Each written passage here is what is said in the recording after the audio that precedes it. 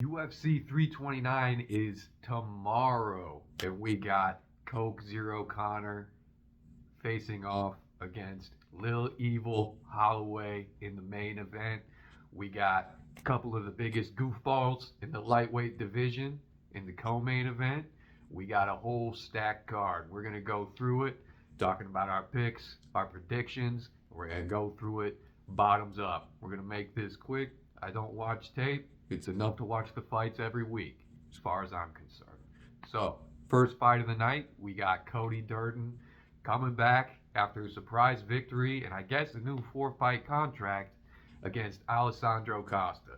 Now, that was a good moment for Cody Durden, but I don't think he's gonna win this one. We got Costa coming in on short notice, and we do have, probably a more motivated Cody Durden at the moment, but I don't think the matchup's in his favor. I still think Cody Durden is on his way out. I think there's going to be a lot of red on that 4-fight contract, so be happy to see him win, but give me Alessandro Costa in that one. Next fight of the night that we're going to talk about, Ryan Gondra versus Zachary Reese. I did miss Ryan Gondra's UFC debut against Jose Medina.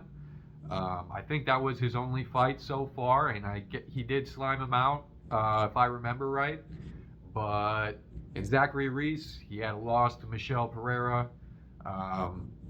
He's not been looking great in his UFC career.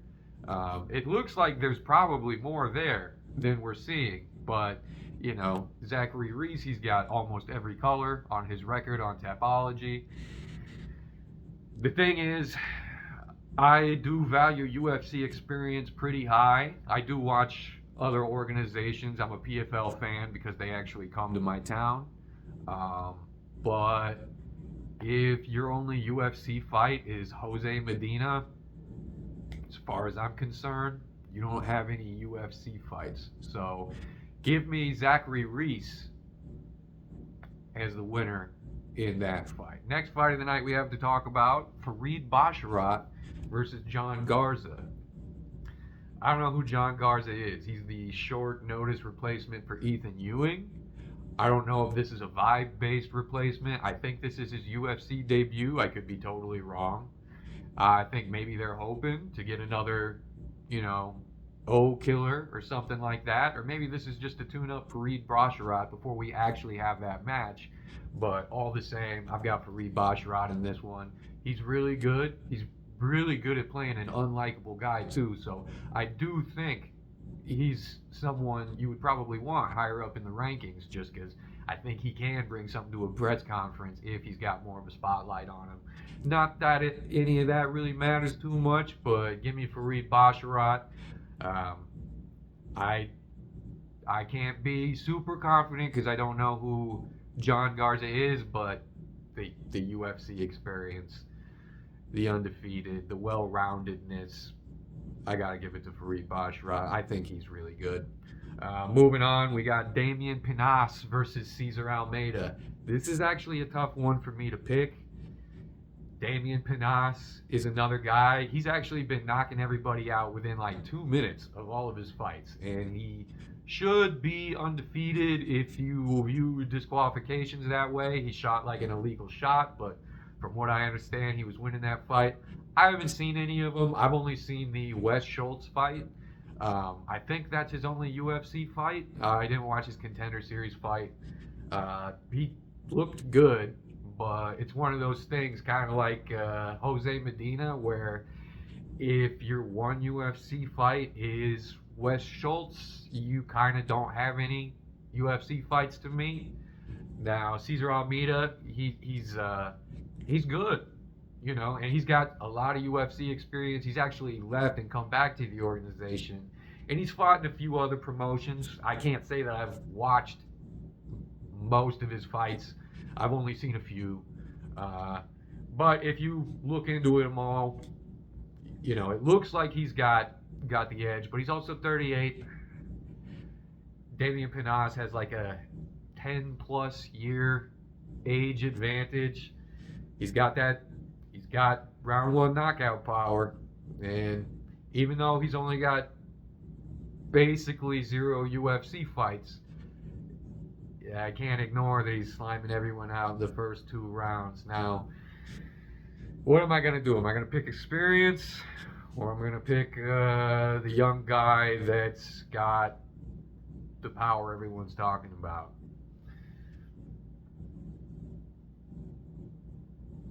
Let's go with the old dog, Cesar Almeida. Give me Cesar Almeida to beat Damian Pinas.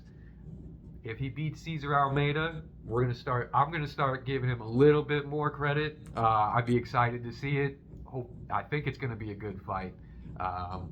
Let's see if Damian Pinas proves me wrong and shows me that he is UFC quality. So let's move on to the next one. We got Tracy Cortez versus Wong Tong. I guess that seems to be how they say it on the broadcast. Cong Wang. You know who she is. She dresses like the Joker. She's got the win in kickboxing over Valentina Shevchenko, and she is a finisher in the UFC versus Tracy Cortez, who is well-rounded and has fought high-level UFC competition within the MMA rules. Most people know her for, looking fine. But in this matchup, Wong Tong is what I'm going to call her.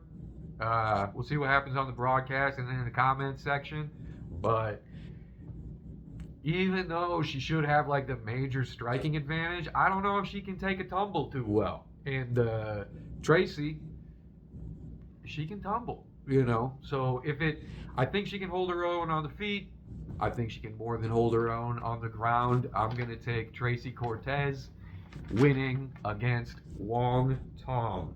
Next, we got Luke Riley, member of Patty Pimblett's Band of Moppets, versus Kai Kamaka III. I gotta admit, I've never watched Kai Kamaka fight. I heard he's pretty good. He's got a Hawaiian name. Looks like he's got a couple of knockouts on Tapology, but I can't lie to you, I've never watched any of his fights. I don't know. I've watched Luke Riley's 2 fights in the UFC. He's got some crack. But I have seen him in his very first UFC fight. He fought Bogdan Grad. I think that's the right Bogdan. And Bogdan took the first round pretty easily. Luke Riley also, he came rallying back, like crazy in the second round. And then at the end, he's like, what the fuck happened in that first round? Sorry about the accent. I'm not really trying too hard. Probably wouldn't be good anyway. But I haven't seen too much that I'm super psyched on Luke Riley so far, but he is in fun fights. So I want to pick the Hawaiian, and you know what? Nah, I'm going to pick Luke Riley. That's a sensible pick. Like I said, I've never watched Kai Kamaka fight. So give me Luke Riley in that one. Let's move to the next one. We got Cody Garbrandt against Adrian Yanez. Now, a lot of people know Cody Garbrandt from his heyday. Lately, he hasn't been looking very good. His last fight was a win by something he doesn't get enough credit for. I don't hear people talking about this enough. He pioneered the nut shot bucket puke. I haven't seen that before that I can remember, but since he pulled out the bucket on the nut shot, I've seen it 2 more times since. I can't remember the fight specifically, but he's changed the game on nut shots. So that's something to consider. He's entered his craftiest period I think we've ever seen. But we got Adrian Yanez, who should have won his last fight. He's been hyped for a while. He's been fun to watch for such a long time. And don't get me wrong, I'm a huge Cody Garbrandt fan. Haven't been super impressed lately. I don't know if he's got another new bucket pull that he wants to pull out, but All signs point to Adrian Yanez. Give me Adrian Yanez to win this one. Next fight of the night on these prelims, we got Robert Whittaker trying to find out if he can do big man things against Nikita Krylov. I'm not going to talk too much about how I think the move for Robert Whittaker is going to go, because look at Paulo Costa. And I don't know how that happens. So let's see how he gets through this light heavyweight division. His first test is Nikita Krylov, who got his official UFC jacket for being a good boy for 50 tests, 50 clean PED tests earlier this week. I favor the guy who's never got that jacket, not making any accusations, but Robert Whittaker's fast. He almost won that RDR fight, and I think RDR is bigger and better than Nikita Krylov. Don't get me wrong, Nikita Krylov can win this, and I would be happy to see it because I'd like to see a little momentum for Nikita Krylov as well, but I'm a much bigger Robert Whittaker fan. I think he's got more of the athleticism to get this done, so give me Robert Whittaker in that fight. I think that is, well, I think they scheduled a bathroom break between those two fights, actually. The Cody Garbrandt fight as well as the Robert Whittaker fight. So when you see the two big black guys come out, Elisha Ellison and Gable Stevenson Loophole, maybe go take a bathroom break, make a call to someone you ignored earlier in the day, or maybe just go outside and stand with your arms wide open, sending your key to Elisha Ellison for his spirit bomb in the fight. But, you know, I'm not going to make a prediction for this. I might not even watch this fight because I'll probably be in the back with my arms open. So, you know, live your life. Express yourself. Anyway, we're going to move on to the main card now. We got King Green, one of my favorite. I just talked about King Green as well as a few other fighters on this list in my last video versus Terrence McKinney. Terrence McKinney, Spaz King, King Green, king of the 50-50 coin flip fight. He's been on a little run, and he's been looking great in every one of those fights. And as a lot of people will point out, the guys he loses to are ranked.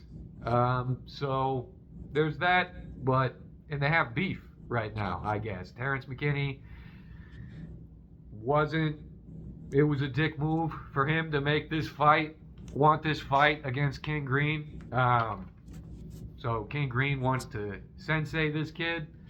I think King Green is better, but I think Terrence McKinney's got this. You know, this world is built by people who are willing to make sacrifices.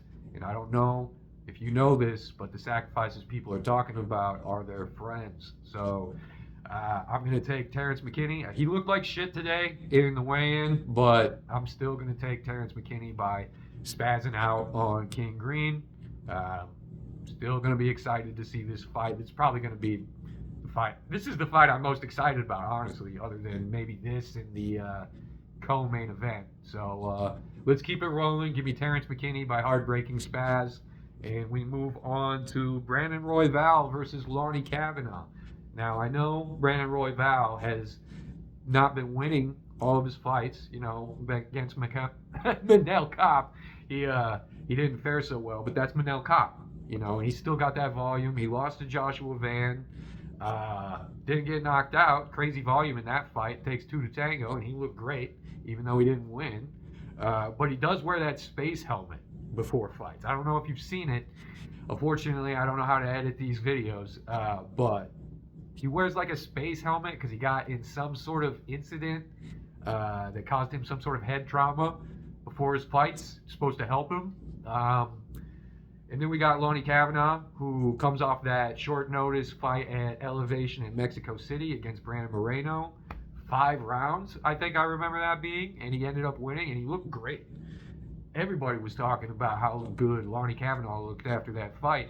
Now we got full camp contender, C-level Kavanaugh. momentum's on his side. I gotta say, the way he's always in position, it kind of reminds me of Ilya, but with kicks. The way he's always set up for a perfect shot. He doesn't have the timing, he doesn't have the power, but it's going to be a pretty fight. It's going to be an exciting fight. We'll see if Brandon Royval can make it a brawl. God, this card is stacked. Give me Lonnie Kavanaugh on this one, though.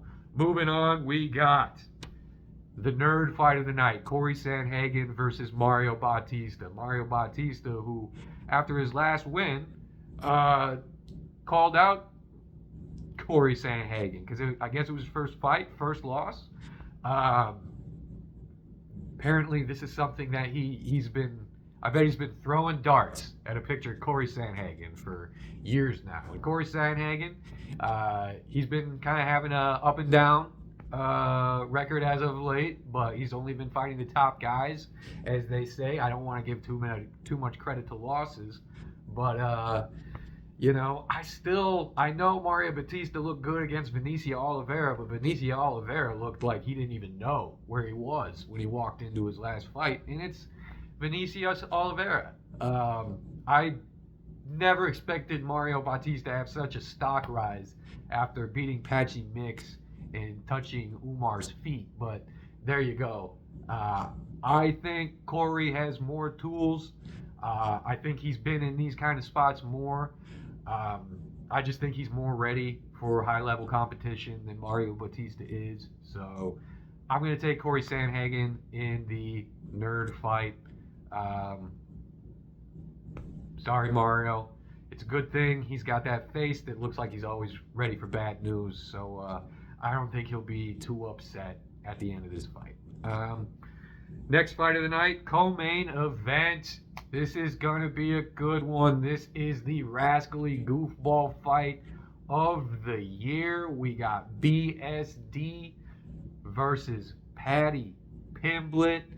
Paddy Pimblett coming off the 5-round beatdown that he got from Justin Gaethje that he's very proud of lately. And Benoit Saint-Denis coming off of a nice 4-fight finishing streak. He's lost 2 fights, but not in a while. Paddy's tough. That's what he keeps talking about, but I still don't rate Paddy Pimblett. I gotta be honest with you. I think he's mostly a haircut. I'd be happy to be proven wrong. That fight against Justin Gaethje was great. He proved me wrong. He is a fighter, and he can be fun to watch. That was a great fight to watch. So I'm excited for this fight. I don't think Paddy Pimblett brings nothing to the table. He's got that jiu-jitsu game that people worry about. I don't know how good his grappling truly is. I don't understand jiu-jitsu. I've never gotten into a fight in my life, but the way Justin Gaethje was able to kind of neutralize him with the north-south head position every time ground exchange seemed like it could happen or present itself. I'm not super confident about what he can do with that in this fight. And we got Benoit Saint-Denis, who doesn't look good, but he gets it done. A 4-fight finishing streak is not nothing. I hear, it seems like he's not getting a lot of credit. I know he looks bad, but we have to accept that we just don't understand. Dustin Poirier said that he's not impressed by Benoit Saint-Denis, but Justin Gaethje it's been said that he fought like that against Paddy Pimblett because he doesn't hit hard. So we'll just have to see with this fight, but I'm going to go with BSD. All signs to me point to BSD, but let's see if Paddy Pimblett can really capitalize on this moment, because otherwise it's not looking good, brother. Wish you the best. Every fighter is the GOAT. So give me BSD. Very excited about that one. And then main event, Coke Zero Conor, Little Evil Holloway. The press that Conor's been doing this week has been pretty good. It's been shaky. But at that last press conference, he really came alive after the Wonderwall. That beautiful rendition that he did. And Max Holloway, I thought he came out wearing a life jacket and goggles for like some sort of drowning metaphor at the end of that. But I guess it was probably a sponsor. I don't know what a kick jacket is. He was wearing meta glasses. Kind of weird, but press conferences don't really mean too much. I know Max Holloway lost his last one, but people talking about Conor winning, I think they either believe in magic or this is just the ultimate fade of Max Holloway. I think a bet on Conor is crazy. I mean, he's been 5 years off, coming off of a crazy injury of a fight he was losing, a rematch that he was losing. He lost the one before that. He had a fight like 6 years ago against Donald Cerrone where he knocked him out like right away, so that barely even counts to me. I think his last actual win was in I don't even remember who he fought. I think it was like 9 years ago. And he hasn't been fighting for 5 years. Have we been watching his training? Why would we? He's not fighting. It's crazy to me. He's like doing this as part of self-help. Most of the time you hear about it, he's like, oh, I'm a fighter. I came out as a fighter. It's part of who I am. This is just the next step in his 10-step program after like converting to Christianity. It's like finding who you used to be. And I don't think he's going to find who he used to be. He's not going to be able to hang in there with Max. Max has been fighting. Max is good. Max is great. He's going to be able to put the volume on. Conor's he's like in his late 30s. It's crazy to me. How are you picking Conor McGregor after all of this? Don't get me wrong, it'd be exciting if he wins. It'd be exciting to see what happens in the division. I'm happy to see Max Holloway win as well, because that opens a bunch of doors too, and I'm still a Max Holloway fan. I'm not going to fade him after a Charles Oliveira loss. Didn't look great, but that's Charles Oliveira. What are we doing here? Give me Max Holloway. Stop. If you put money on Conor McGregor, call somebody. Call your mom. She'd love to hear from you. All right? But those are my picks for UFC 329. So going back through them, I've got Alessandro Costa winning against Cody Durden. I've got Zach Reese winning against Ryan Gondra. I got Fareed Basharat winning against John Garza. I've got Damian Pinas winning against Cesar Almeida. I've got Tracy Cortez winning against Wong Tong. I've got Luke Riley beating Kai Kamaka III. I've got Cesar Almeida beating Damian Pinas. All right? Sorry about that. That's not a switch up. That's a mistake. All right? I got Luke Riley beating Kai Kamaka III. I got Adrian Yanez beating Cody Garbrandt. Robert Whittaker over Krylov. Terrence McKinney over King Green. Lonnie Kavanaugh over Brandon Royval. Corey Sandhagen over Mario Bautista. Benoit Saint Denis over Paddy Pimblett. And Max Holloway versus Max Holloway over Conor McGregor. This is not financial advice. Have fun. Enjoy the fights. I'm looking forward to it. We'll see you Sunday.